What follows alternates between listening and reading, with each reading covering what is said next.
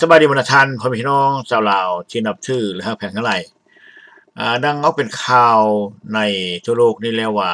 โดยเฉพาะทางอินเทอร์เน็ตแล้วก็ได้แจ้งออกมาทางในนั้นแจ้งออกมาว่าอยู่ทางในเพิ่นจะมีการประท้วงเพิ่นจะมีการประท้วงซึ่งนำโดยท่านอดีตนายกรัฐมนตรีบุญส่วนบุพพวันแล้วก็มีจิตรวัฒน์แก้วบุญพันธ์แล้วก็มีหลายผู้หลายคนในคณะแกนนำของเพิ่นอันนี้หั่นมันจะเป็นจั่งใดแท้นั้น อันนี้ฉะนั้นเพื่อความกระจ่างแจ้งนะครับเจ้าอยากจะได้โทรศัพท์ไปสัมภาษณ์บุคคลสำคัญผู้หนึ่งที่ว่าอยู่ในกระบวนการต่อสู้นี้ให้บรรดาท่านพี่น้องได้รับฟังเนาะว่าเพิ่นสิมีความเห็นจั่งใดสบายดีท่านประธานสบายดีอยากขอให้ท่านนั้นเสนอตัวแนะนำตัวแล้วหั่นจะให้พี่น้องพวกเราได้รู้จักว่าท่านมันเพราะอะไรมันปฏิบัติหน้าที่ในอะไรว่าซั่นเนาะเจ้าข้าพเจ้าบุญทันลัตติญาประธานองค์การรวมพลังลาวต่อสู้เพื่อประชาธิปไตยในลาวโอเคขอบใจท่านประธานบุญทันรัตญาจะเป็นประธานองค์การร่วมพลังลาวเพื่อต่อสู้เพื่อเสรีภาพประชาธิปไตยในลาวเนาะเจ้าข้าพเจ้าจะขอถามท่านประธานว่าดังบรรดาท่านได้รู้จักแล้วว่ามีข่าวกันหน้าหู้แล้วก็มีข่าวกันอยู่ทางอินเทอร์เน็ตทั่วไปว่าอยู่ทางเมืองลาวจะมีการประท้วงแล้วก็นำโดยท่านบุญส่วนบุพพวันและก็หลายๆท่านว่าซั่นเนาะอันนี้จิตรวัฒน์แก้วบุญพันธ์และก็หลายๆท่านนั้นท่านมีความเห็นจั่งใดว่าพวกเพิ่นสิมีความจริงใจหรือแนวใดซั่นเนาะท่านมีความเห็นจั่งใดขอเชิญเลยตามข้าพเจ้าได้รับข่าวเมื่อวานนี้จากพี่น้องทางภายในประเทศบอกว่าจะมีการประท้วงเมื่อวันที่16เดือนนี้อยู่ที่ท่านหลวงเดินท่านหลวงแล้วก็มีประชาชนได้ไปเต้าโฮมกันอยู่หั่นจำนวนหลายแล้วหัวหน้าเหตุการณ์จัดตั้งประท้วงหั่นมันมีบทสอนอดีตนายกศรีสวัสดิ์แก้วบุญพันธ์แล้วก็มีดร.คำเผย3คนนี้เป็นประธานประท้วงร่วมกันตามข้าพเจ้าเบิ่งแล้ว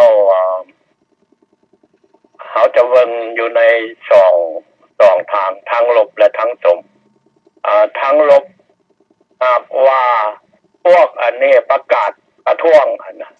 มันบ่มีการจับกุมก่อนนะแล้วแม่นแผนการ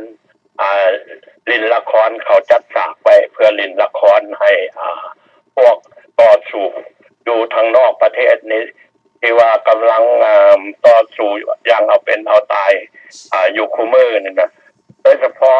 องค์การของพวกข้าพเจ้าได้ประท้วงวันที่6นี่มี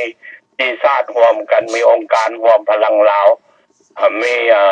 จีนเสรีฟาลงกงมีเวียดนามเสรีเขมรเสรีรวมกันเป็นกลุ่มเอเชียทวีปอเมริกาต่อสู้เพื่อประชาธิปไตยหลังจากนั้นข้าพเจ้าคิดว่าเขาสิวางแผนหลอกเสือออกจากถ้ำเพื่อไปเข้าแห้วเขาอันนี้มันแน่นอนมันบ่มีดอกพวกคอมมิวนิสต์มันสิมาประกาศแบบมื้อนั้นมื้อนี้สิประท้วงแล้วมีผู้นั้นผู้นี้มีบทสอนศรีสวัสดิ์แก้วบุญพันธ์มีดร.เผยเป็นผู้นำพาการเฮ็ดประท้วงนะถ้ามันเป็นแนวนี้นะถูกจับแล้วเอาเบิ่งตัวอย่างแต่ก่อนนะพวกนักศึกษาประท้วงวันที่26เดือน12ปี2000ปลายนี่แหละปี2006เอาเนาะปีกัน1999วันที่26เดือน10ปี1999ถูกต้องบ่ทันยกป้ายขึ้นจับแล้วเด้และต่อมาก็มี2009 2010มีพวกไปประท้วงอยู่เวียงจันทร์อีกก็ถูกจับอีกอันนี้นี่นะพวกอันนี้หากเขาประกาศแล้วนั้นออกฮอดอินเทอร์เน็ตอย่างนี้นะแล้วพวกอยู่ทางในเขาเจ้าส่งข่าวมาให้มีความระมัดระวังเรื่องอันเขาเฮ็ดประท้วงเท่านี้หั่นนะเอาว่าเขาจัดฉากเล่นละครที่แม่นพวกได้กระทางคันหากว่าแม่นประชาชนน่ะนะข้าพเจ้าสนับสนุน 100% อ อันนี้มันพวกนี้ข้าพเจ้าบ่เชื่อใจได้ยินข่าวว่าพวกนี้มันจีนสนับสนุนบ่สอนกันว่าจีนสนับสนุนกับเวียดนามสนับสนุนมันก็หนีเสือไปพ่อแค่แต่ว่าจีนกับจีนคอมมิวนิสต์เวียดนามกับเวียดนามคอมมิวนิสต์สองอันนี้แปลว่าใช้การบ่ได้จักแนวแล้วว่าซั่นซะตามข้าพเจ้านี่มันข้าพเจ้าเข้าใจนั้นโอเคอย่างใดก็ดีเฮาก็ต้องฟังไปเบิ่งว่ามันสิออกทั้งลบหรือออกทั้งสมแต่สำหรับข้าพเจ้าแล้วดีใจหากมีการประท้วงอยู่หั่นเพื่อเปิดเผยหน้ากากความชั่วร้ายของพวกรัฐบาลคอมมิวนิสต์ลาวขาทาสพวกคอมมิวนิสต์เวียดนามนะอันใดก็ตามแต่ว่ามันเป็นการขายหน้าเขาโอเคท่านประธานอันนี้ตามที่ข้าพเจ้าเข้าใจได้มาถึงว่า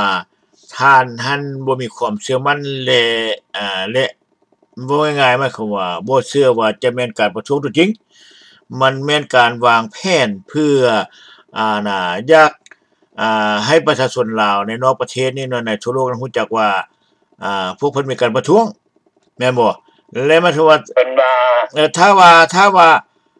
พวกประชาชนอื่นเฮ็ดนะส่วนไปพวกประชาชนอยู่ภายในเวียงจันทน์ในประเทศนั้นบ่หรือก็ประชาชนอยู่นอกประเทศนี่เข้าไปประท้วงนั้นหมายความว่าจะต้องถูกจับได้หั่นน่ะแม่นบ่ท่านว่าจะใช้แบบว่านกเขาไม้นั่นมันบ่เนาะถูกต้องแล้วหากว่าพวกอันนี้หั่นน่ะมันเฮ็ดเป็นฉากละครนั่นน่ะเพื่อตบหูบังตาตาโลก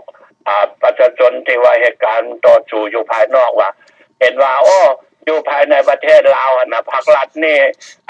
ให้มีประชาธิปไตยได้ผู้ใดอยากประท้วงก็ประท้วงได้บ่มีการจับกุมแม่นบ่อันนี้แหละมันแสดงละครว่าซั่นซะมันคือละครเนาะบัดนี้อันนั้นอีกอันนึงในทัศนะของข้าพเจ้านี่ข้าพเจ้าคิดว่าถ้าหากว่าพวกเพิ่นต้องการประท้วงนั้นแท้ว่าต้องการว่าอยากให้อันนั้นมีการเปลี่ยนแปลงระบบการปกครองจากพรรคเดียวไปสู่หลายพรรคหรือว่าพรรคคอมมิวนิสต์ไปสู่เสรีประชาธิปไตยหรือว่าประท้วงว่าเวียดนามก็ดีหรือจีนก็ดีหรือต่างชาติมาครอบครองลาวหั่นนะคันว่าจังซั่นมาถือว่าพวกเพิ่นจะต้องปล่อยพวกวังเต้าพวกต่อสู้ด้านวังเต้านั้น1ช่องมาแล้วก็พวกที่ทำการประท้วงวันที่6เดือน10ปี2519ซึ่งมีทองประเทศเกื้อกูลนั้นเป็นผู้นำพานั้นแล้วก็3มากับพวกที่ว่าขึ้นเมื่อประท้วงอยู่บุญทะล่วงปี2010นี้อันนี้ครับเจ้าคิดว่ากันถ้าว่าเพิ่นมีความจริงใจแท้นั้นเพิ่นควรปล่อยพวกนี้ซะก่อนนะพวกเพิ่นเฮ็ดประท้วงอันนี้ท่านว่าแนวใดถูกต้องเจ้าเบิ่งตัวอย่างทงชุกสายสังคีเนาะสมัยทงชุกสายสังคีถูกจับไปสัพพทุกทงชุกสายสังคีเขียนมันนึงออกมาชกใส่พรรครัฐคอมมิวนิสต์ลาวคอมมิวนิสต์ออกมาถูกจับแล้วเด้บ่อันนี้นะออกชื่อบักคักๆว่าจะประกาศชื่อบักคักๆบ่พรรครัฐบ่เฮ็ดหยังนี่ว่าเป็นไปบ่ได้ก่อนอื่นแม่นเอาต้องรู้จักว่ารัฐบาลลาวคอมมิวนิสต์น่ะเป็นเวียดนามคอมมิวนิสต์จะเฮ็ดอีหยังก็บ่ได้หากว่าพวกนี้เฮ็ดน่ะมันแก้วทหารแก้วมันอยู่เต็มบ้านเต็มเมืองมันปราบแล้วแต่ว่ามันบ่เฮ็ดหยัง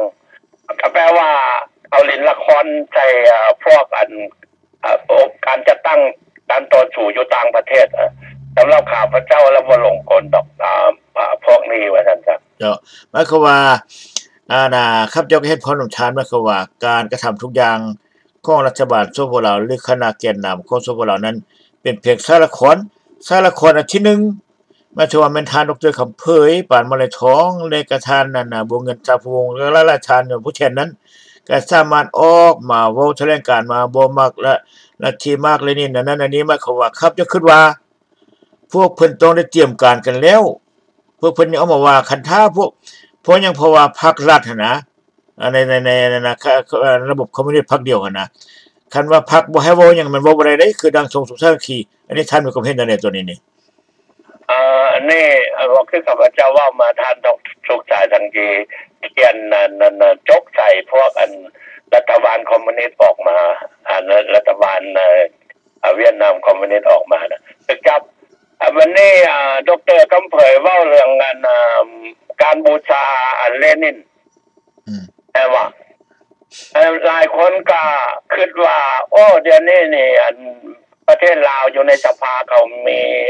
ประชาธิปไตยได้มีสิทธิ์สิทธิ์เว้าอันนั่นแหละเขาแสดงละครให้เฮาพวกเฮาเนี่ยเข้าใ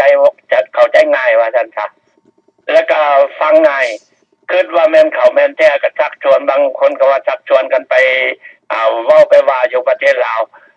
เชิญไปเว้าทำไมมันสิยังเหลือแต่ชื่อน่ะว่าซั่นซะเจ้าเพราะว่าคันว่าดร.กำเผยน่ะแล้วเว้าอันนั้นเกียรติศรีเลนินน่ะแล้วบ่ถูกจับน่ะก็แปลว่าเขาให้เว้าเพื่อหลอกตาเพื่อหลอกหูหลอกตาพวกประชาชนอยู่นอกประเทศใช่มั้ยวันนี้หลังจากนั้นบ่พอ 2-3 เดือนมีข่าวประท้วงอีกผู้นำบัวสอนได้ว่าศรีสวัสดิ์แก้วบุญพันธ์แล้วก็ดร.กำเผยและอีกข่าวนึงอีกก็ว่าสิมีสมสวัสดิ์เล่งสวัสดิ์อันนั้นสิมาร่วมประท้วงว่าพวกนี้มันจีนสนับสนุนคันจีนสนับสนุนกับจีนคอมมิวนิสต์คันว่าแก้วสนับสนุนกับแก้วเวียดนามคอมมิวนิสต์ใช่ป่ะอันนี้แหละเจ้ากันนี่เสือไปพ่อแขนนี่เสียไปพ่อเสือเขาหลอกกันให้พวกเขานี่นะหลอกเสือออกจากถ้ำเพื่อไปเขาเหี้ยวเขาอันนี้ให้พี่น้องประชาชนที่ว่าการจัดตั้งต่างๆที่ว่ายังเหตุการณ์ต่อสู้เพื่อปลดปล่อยประเทศชาติเพื่อปกปักรักษาประเทศชาติอันนี้ไว้หันขับไล่แกเอาออกจากบ้านจากเมืองให้มีสติระวังตัวอันนี้แม่นการหลอกลวงของเขาให้เฮาเบิ่งไปว่ามันเมื่อวันที่16นี่มันสิเป็นจังได๋เจ้าเขาเข้าใจท่านประธานในทัศนะของข้าพเจ้าเข้าใจในความเห็นของท่านแล้วมาถึงว่าการกระทำใดๆก็ตามคือยกตัวอย่างว่าท่านดร.กำเผยบ่ที่ได้มาประกาศอยู่ในกองประชุมสภาของจบลผ่านมานั้นแล้วก็การประท้วงอันนี้มาถึงว่าแม่นสารครครั้งที่1และสารครครั้งที่2ส่วนนี้เนาะแม่นชัดเจนเนาะท่านประธานเนาะพระเจ้าเข้าใจนะนั้นเจ้าดังว่าท่านพี่น้องที่นับถือและทั้งหลายประธานก็ได้ยินเสียงที่ว่าข้าพเจ้าได้สัมภาษณ์ท่านมุทันรัตยาประธานองค์การองค์การร่วมพลังลาวต่อสู้เพื่อประชาธิปไตยในลาวเพิ่นให้ทัศนะว่าการประท้วงส่วนนี้ก็อาจจะแม่นเป็นสารครอันที่2เพราะสารครอันที่1ก็แม่นดร.คำเผยก็ได้ประกาศว่าเบื่อหน่ายต่อรัฐที่มากแล้วมักเลนินแล้วมาชุดนี้ก็ว่ามันจะมีการประท้วงอันนี้จะเป็นได้แค่นั้นก็ขอให้พี่น้องเฮาได้ฟังนำกันแล้วในทัศนะของท่านครับเจ้าขอบใจนำท่านประธานอีกทีนึงเพิ่นบอกว่าคันถ้าว่าพวกเพิ่นนั้นมีความจริงใจแท้ว่าอยากมามีการเปลี่ยนแปลงจากพรรคเดียวไปสู่หลายพรรคกันระบบการปกครองเสรีประชาธิปไตยหรือว่าต้องการอยากให้ชาติต่างดาวชาวตะวันตกเป็นต้นเวียดนามและจีนถอยออกจากบ่ให้มาควบคุมลาวนั้นหมายความว่าพวกเพิ่น1จะต้องมีเงินไขอยู่1จะต้องปลดปล่อยพวกกันต่อสู้เพื่อประชาธิปไตยที่ด้านวังเตา2มาแล้วก็ต้องปล่อยทองประเสริฐโกกุลซึ่งเป็นประธานพวกคณะนักเรียนนักศึกษาประท้วงวันที่26ตุลา1999และ3มาก็ต้องปล่อยพวกขึ้นเมื่อเดือนประท้วงวัน